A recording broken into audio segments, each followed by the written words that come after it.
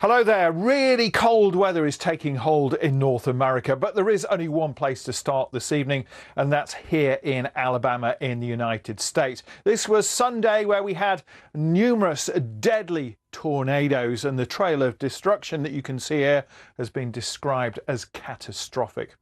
Now, the main reason we had those storms was an active weather front. You can see that explosion of cloud as well. That spawned the severe thunderstorms and tornadoes. It has swept down towards Florida. And it was powered by warm air from the Gulf of Mexico, really cold air coming down from the prairies in Canada. And it's the cold air that's really going to be setting in many areas with temperatures significantly below average. This again was Sunday in New York. You may recognise Brooklyn Bridge. There's been numerous school closures and transport difficulties with a winter storm in the northeast. That's heading up towards Nova Scotia. The heavy rain and the storms from earlier in the south are off the eastern seaboard.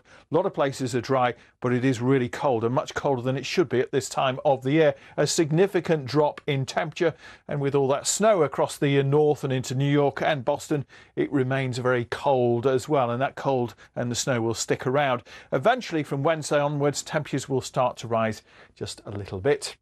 Now, this is in Australia, in Victoria, in the south of the country, where just recently we've seen numerous wildfires developing. Hundreds and thousands of firefighters have been battling those, and they may well have been caused partly because of this cloud here, triggering some thunderstorms, and because of the heat that we've seen recently in the south.